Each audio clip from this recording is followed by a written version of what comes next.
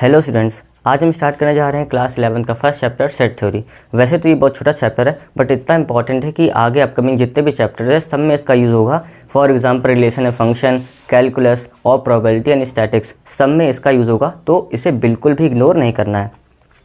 तो सबसे पहले देख लेते हैं कि इस चैप्टर में क्या क्या पढ़ना है। तो सबसे पहले हम बात करेंगे कॉन्सेप्ट ऑफ अ सेट की। कॉन्सेप्ट सेट का कौन देखेंगे, उसके बाद इसका रिप्रेजेंटेशन देखेंगे, फिर कितने टाइप के सेट होते हैं इस पर डिस्कस करेंगे, सबसेट एंड इंटरवल्स, देन हम डिस्कस करेंगे वेन डायग्राम के बारे में एंड ऑपरेशन ऑफ सेट और उसके कुछ रिजल्ट डिस्कस करेंगे एंड देन लास्ट में सेट का प्रैक्टिकल यूज़ देखेंगे।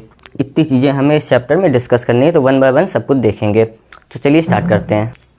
अब बात करते हैं सेट की। तो सेट क्या होते हैं? Set is a well defined collection of objects. क्या होते हैं? सेट क्या होते हैं? कलेक्शन होते हैं ऑब्जेक्ट्स का। कैसे ऑब्जेक्ट? वेल डिफाइंड होने चाहिए। For example a collection of vowels in English alphabet. तो हम जानते हैं कि इंग्लिश अल्फ़ाबेट में वॉवल कितने होते हैं? 5 होते हैं।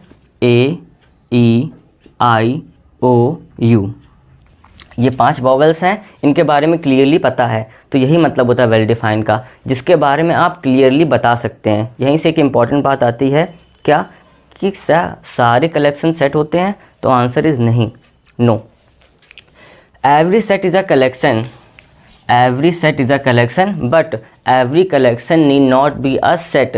सारे कलेक्शन सेट नहीं होते। हर सेट कलेक्शन तो होता है बट सारे कलेक्शन सेट नहीं होते। ओनली वेल डिफाइंड कलेक्शन क्या होते हैं? सेट होते हैं। अब कुछ एग्जांपल ले लेते हैं, इससे आपको क्लियर हो जाएगा।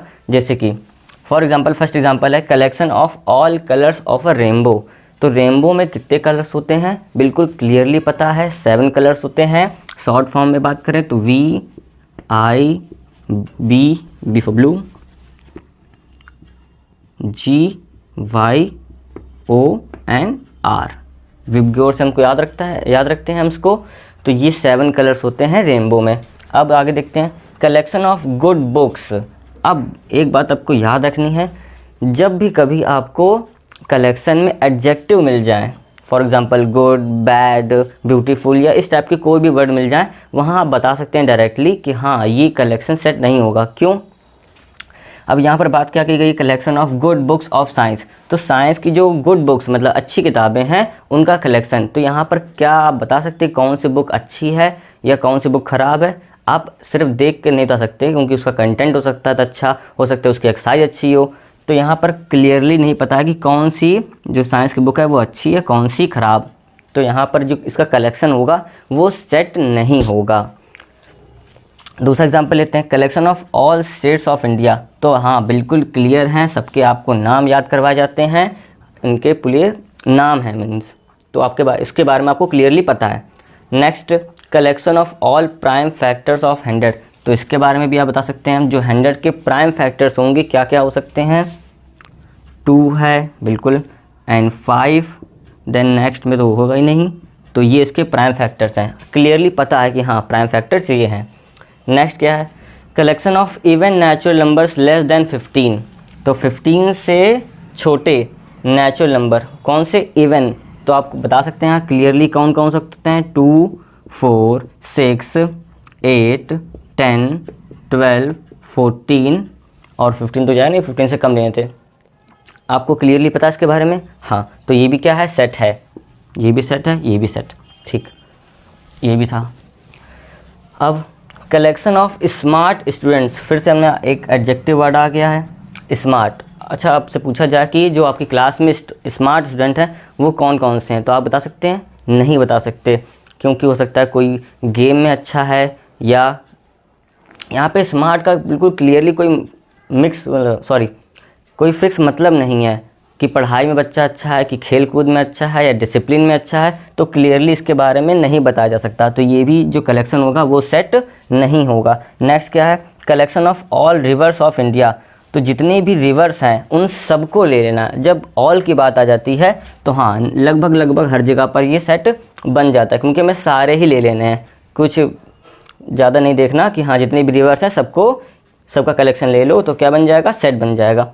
अब कलेक्शन ऑफ ब्यूटीफुल फ्लावर्स। अब फिर से एक एडजेक्टिव वर्ड आ गया यहाँ पर, ब्यूटीफुल। अब कौन कौन से फ्लावर्स ब्यूटीफुल, वैसे देखने में सारे अच्छे लगते हैं, तो यहाँ पर जो ज़्यादा ब्यूटीफुल हैं या फिर कहें जो सुंदर हैं, ऐसे कौन से फ्लावर्स हैं, तो लगभग सारे ही हैं। तो यहाँ पर इसके बारे में क्लियरली बताया नहीं गया है कि किस क्राइटेरिया पर इसको ब्यूटीफुल कहा गया है, तो ये भी क्या होगा, ये सेट नहीं बनाएगा। अब इसके कुछ इंपॉर्टेंट पॉइंट डिस्कस कर लेते हैं। तो पहला पॉइंट क्या है, जो सेट होते हैं उन्हें हमेशा कैपिटल लेटर से ही डिनोट किया जाता है। तो क्या है, sets are denoted by capital letters, mostly capital A, capital B, या जैसे भी लिखना हो कैपिटल वर्ड ही यूज़ करते हैं, कैपिटल लेटर्स यूज़ करते हैं। स्मॉल लेटर्स में सेट को डिनोट नहीं करते हैं। और उसके जो एलिमेंट होते हैं वो जनरली या तो नंबर्स होते हैं या फंक्शन हो सकते हैं या कुछ भी हो सकता है, स्मॉल लेटर्स में ही यूज़ करते हैं। कैपिटल लेटर्स के अंदर बहुत रेयरली यूज़ करते हैं, बस नॉर्मली स्मॉल लेटर्स या नंबर्स आपको मिलेंगे। अब आगे बात करते हैं, इन्हें लिखते कैसे हैं। जो उसके अंदर के एलिमेंट्स होते हैं उनको हमेशा करली ब्रेसेस में लिखा जाता है, इसके अलावा कोई चीज़ नहीं मिलेगी आपको, करली ब्रेसेस मिलेगा, यही ब्रैकेट आपको याद रखना है। एंड सेपरेट बाय कॉमा, और कॉमा से उसको सेपरेट कर देते हैं। फॉर एग्जांपल एक सेट ए है, ये क्या है हमारा ए इज़ अ सेट, यहाँ पर ए इसको लिखा कैसे है, करली ब्रेसेस के अंदर लिखा है। जो ए बी सी डी ई ये क्या है, इसके ये 5 इसके एलिमेंट्स हो गए। ये क्या हो गए इसके, ये इसके एलिमेंट्स हो गए, जो उसके अंदर होते हैं वो उसके एलिमेंट होते हैं। A is a set, A B C D E are the elements of a set. तो अब आगे बात करते हैं इसके, if A is an element of a set A, अगर ए यहाँ पर लिख देते हैं ए, ठीक, ए अगर एलिमेंट है एक सेट ए का, तो उसको लिखते कैसे मैथमेटिकल वर्ड्स में, ये डिसिम्प्लाइज का सिंबल है, ए बिलोंग्स टू कैपिटल ए, एक एलिमेंट है बिलोंग कर रहा है ए में। ये सिंबल कैसा है, ये ई जैसा दिखने वाला सिंबल है, इसका है नाम बिलोंग्स टू के लिए यूज़ करते हैं इसको। किसके लिए यूज़ करते हैं, बिलोंग्स टू के लिए। अगर ये ऐसे लिख के काट दिया गया है, इसका मतलब होता है does not belongs to, does not belongs to, ठीक, याद रखना आपको। ये अब साइलेंट का सिंबल है, ई जैसे दिखने वाला सिंबल है ये, इसका यूज़ कैसे करते हैं, बिलोंग्स टू में। मतलब अगर आप जैसे कि लिखा हुआ एक एग्जांपल लेते हैं, फॉर एग्जांपल हमने लिखा है यहाँ पर सी बिलोंग्स टू ए, मीन्स सी ए का क्या है, एलिमेंट है। और अगर हम लिख दें जी बिलोंग टू ए, तो क्या यहाँ पर जी इसमें एग्जिस्ट कर रहा है, नहीं कर रहा है, तो ऐसे काट देंगे। इसका मतलब क्या है, G is not and G does not belong to A, और G is not the element of A, ठीक। नेक्स्ट क्या है, order and repetition of element has no effect on set. अब इसका क्या मतलब हो गया, ऑर्डर का मतलब हो गया अगर इसका हम क्रम चेंज कर दें, ऑर्डर चेंज कर दें, मीन्स ये 1 2 3 लिखा हुआ है,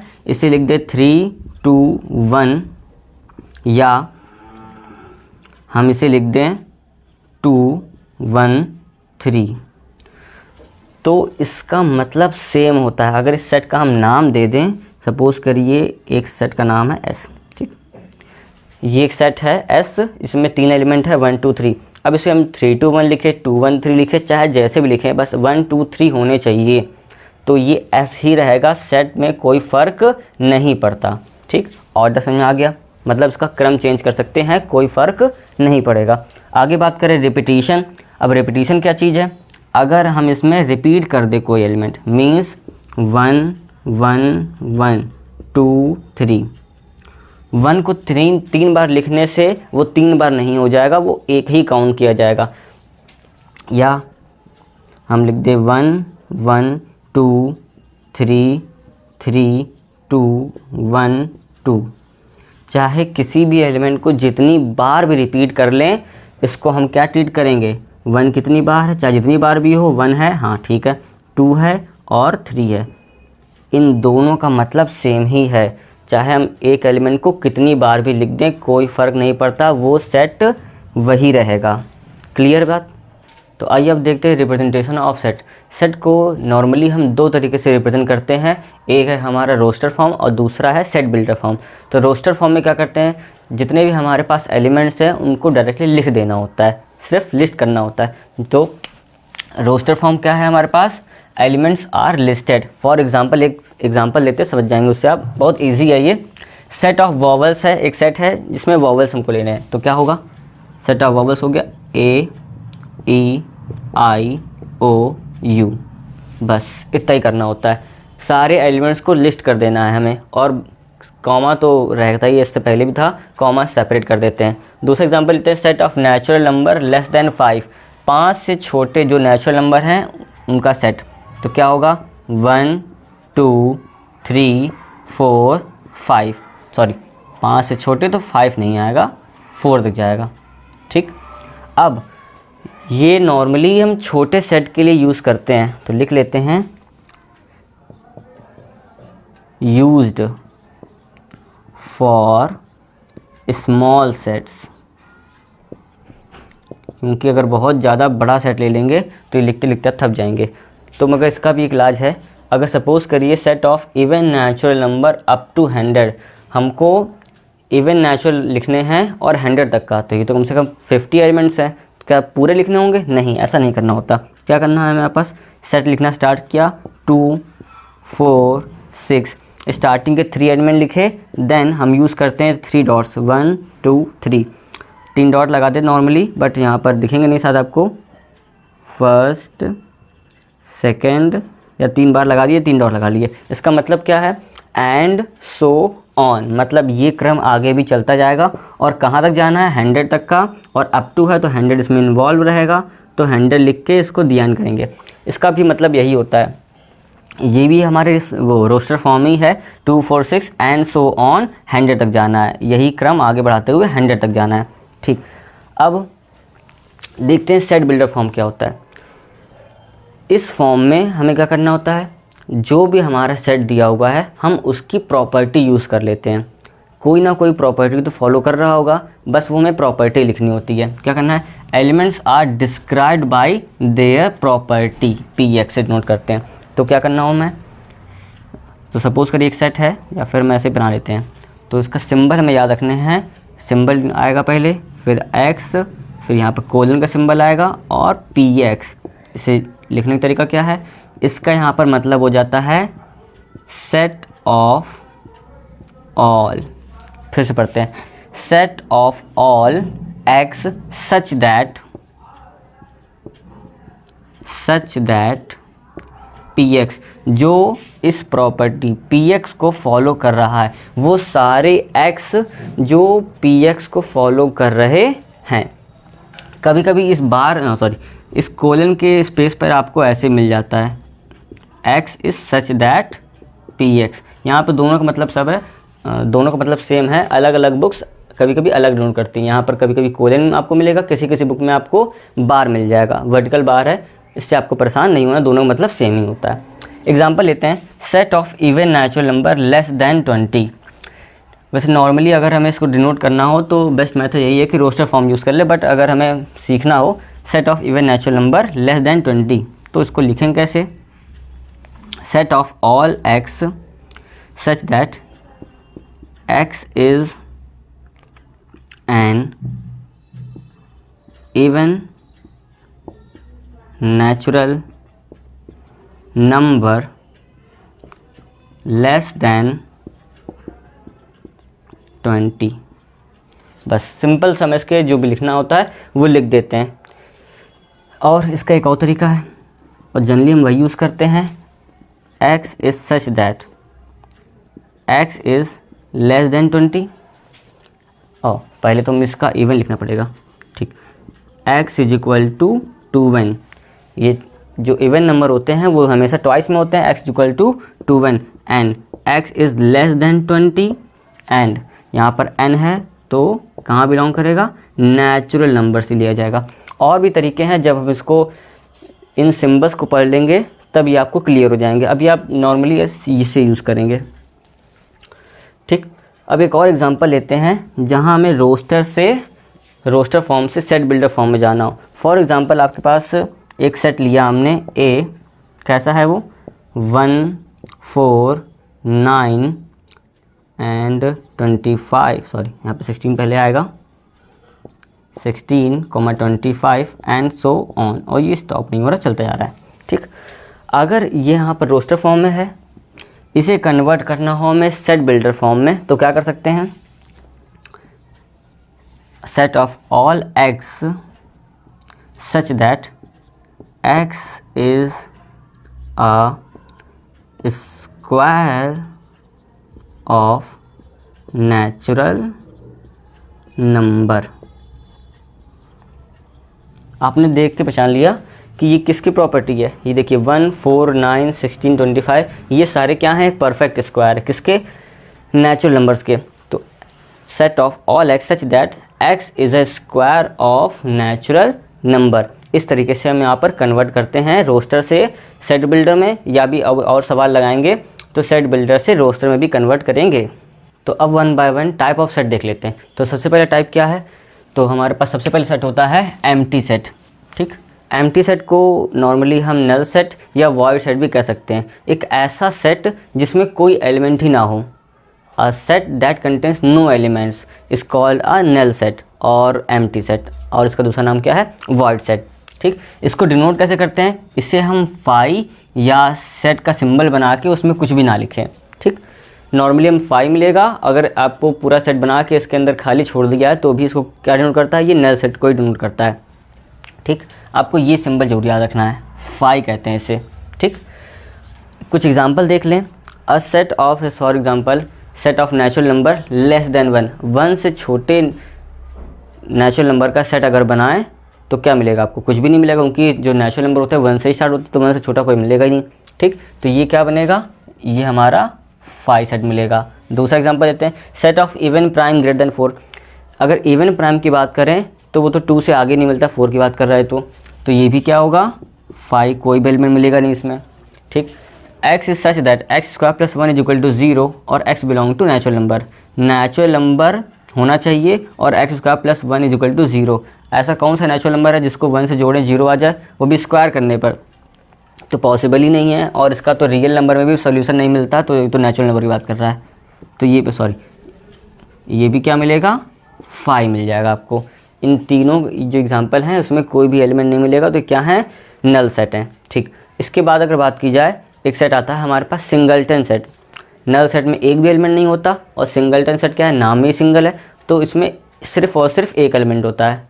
तो इसका डिफिनीशन क्या होगी, अ set that contains only 1 element is called a singleton set. ठीक, विच कंटेन्स ओनली 1 एलिमेंट। ठीक, कुछ एग्जांपल देखें तो अगर कोई एक सिंपल सेट बनाए और जिसमें कोई भी एक एलिमेंट लिख दें तो ये क्या है, सिंगलटन सेट हो जाएगा। और थोड़ा सा दूसरे एग्जांपल लें, set of even prime numbers. तो हमने बताया इवन प्राइम कितने होते हैं, सिर्फ एक ही होता है, वो है 2 is a even prime number. ठीक, नेक्स्ट एग्जांपल क्या है, x is such that x is the capital of India. अच्छा, नॉर्मली से बात है, इंडिया कैपिटल एक ही होती है, जो भी है डी से डिनोट करते हैं, दिल्ली। ठीक, एक एलिमेंट है, सिंगल है, एक ही कैपिटल होती है एक कंट्री की, तो सिंगलटन सेट हो गया। एक और एग्जांपल है, x is such that 2x - 8 is equal to 0 and x belong to natural number. ठीक, यहाँ पर जब भी आपको इक्वेशन मिल जाए, मीन्स इसको थोड़ा सा सॉल्व करना पड़ जाता है, तो इसको सॉल्व करेंगे तो सिंपल से इसको सॉल्व करेंगे तो हमें क्या मिलेगा, 4 ही मिलेगा। इसको सॉल्व करने पे क्या मिलेगा, 4। सिंपल सी बात है, ये क्या है, एक ही एलिमेंट है, तो ये भी क्या हो जाएगा, सिंगलटन सेट। दोनों का मतलब सेम है। अब x is such that x square - 9 is equal to 0 and x belong to natural number. यहाँ पे आपको देखने मिलेगा कि हाँ, x square - 9 is equal to 0 है, तो x square is equal to 9, तो x is equal to +-3। Normally हम ऐसे सॉल्व करते हैं, बट यहाँ पर किसकी बात की गई, नेचुरल नंबर की, तो हमें नेगेटिव नंबर लेना ही नहीं है, तो यहाँ पर क्या हो जाएगा, सिंगलटन सेट आएगा, वो है 3। अब आगे कुछ और सेट देख लेते हैं। अब नेक्स्ट हमारे पास फाइनाइट एंड इनफाइनाइट सेट। तो देख लेते हैं ये क्या होते हैं। तो सिंपल सी बात है, वर्ड से ही समझ में आ रहा है कि फाइनाइट और इनफाइनाइट। फाइनाइट क्या होगा, जिसके पास हमारे पास फाइनाइट नंबर ऑफ एलिमेंट्स, या कहें डेफिनेट नंबर ऑफ एलिमेंट, जिसके आप जो नंबर ऑफ एलिमेंट है काउंट करके बता सकते हो, हाँ 5, 4, 2, 4, 6 जितने भी हैं आप एलिमेंट्स काउंट कर सकते हो। जो नेक्स्ट है हमारे पास इनफाइनाइट है, इसके जो नंबर ऑफ एलिमेंट्स होंगे बता नहीं सकते आप कितने, इनफाइनाइट नंबर होंगे। तो इसकी डिफिनेशन भी ऐसे ही है, a set which contains finite क्या है, definite number of elements is called a finite set. For example, एक सेट लिया हमारे पास ABCDE, तो यहाँ पर सिंपल सी बात है 5 एलिमेंट हैं, तो ये क्या हो जाएगा, फाइनाइट सेट हो जाएगा। दूसरा एग्जांपल देखें, 2 4 6 एंड सो ऑन 20 पर एंड हो गया है, बता सकते हैं काउंट करके, या फिर डायरेक्ट बता सकते हैं कि हाँ इसमें 10 एलिमेंट्स हैं, और जितने भी हो 50 हो, 1000 हो, 2000 हो, चाहे जितने भी है, बस आप बता सकते हैं कि हाँ अगर इतने एलिमेंट हैं तो क्या हो जाएगा, फाइनाइट सेट हो जाएगा। अगला जो एग्जांपल है E, X is the month of a year, तो बता सकते हैं कि हाँ मंथ है, 12 मंथ्स होंगे, सिंपल सी बात है, फाइनाइट हो गया। X is a factor of 400, तो बहुत सारे फैक्टर होंगे बट स्टिल आप बता सकते हैं कि हाँ इसमें कितने हैं, निकालने पड़ जाएंगे, बट 1 2 3 नहीं आएगा, 4 एंड सो ऑन, जितने भी हों लास्ट में 400 आएगा। दी एंड हो गया इसका, अगर लास्ट में एंड हो रहा है इसका मतलब बता सकते हैं कि हाँ ये भी क्या है, जैसा भी है बड़ा सेट है बट ये फाइनाइट है। नेक्स्ट क्या है, इनफाइनाइट, तो इसकी डिफिनेशन क्या हो जाएगी, a set contain that contains infinite number of elements is called a infinite set. और दूसरी definition, a set which is not finite is called infinite set, जो फाइनाइट ना हो वो क्या हो जाएगा, इनफाइनाइट सेट हो जाएगा। For example set of even natural number, तो नेचुरल नंबर इवन कितने हो सकते हैं, बहुत हैं, इनफाइनाइट तक जाएगा, इसका दी एंड होगा नहीं, तो ये क्या हो जाएगा, इनफाइनाइट सेट हो जाएगा। Set of prime number 2 3 5 and so on चलता ही चला जाएगा, दी एंड इसका भी नहीं होगा, तो ये भी क्या हो जाएगा, इनफाइनाइट। सेट ऑफ इंटीजर तो डायरेक्टली हाँ इनफाइनाइट है, बहुत सारे इंटीजर्स हो सकते हैं।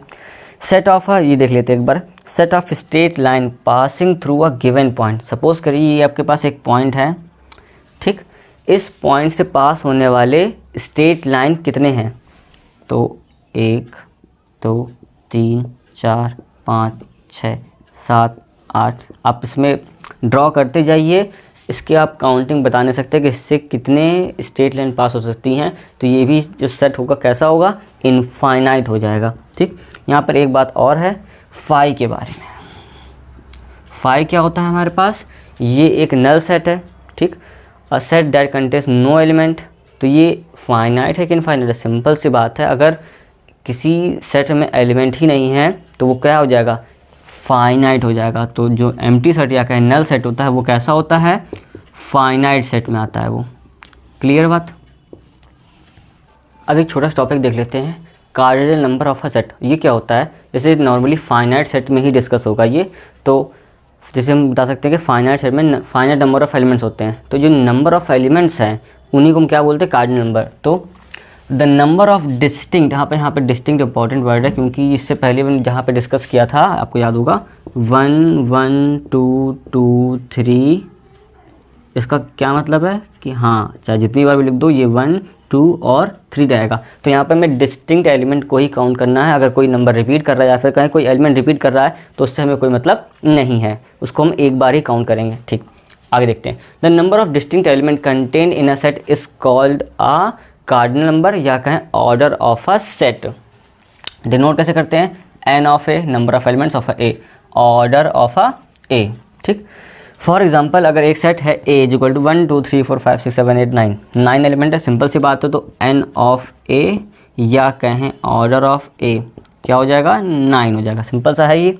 अब एस इज इक्वल टू अगर A B C D E N F ये है, तो यहाँ पर number of elements in S is equal to कितना होना चाहिए, काउंट कर लेते हैं 1 2 3 4 5 6, ये 6 हो जाएगा।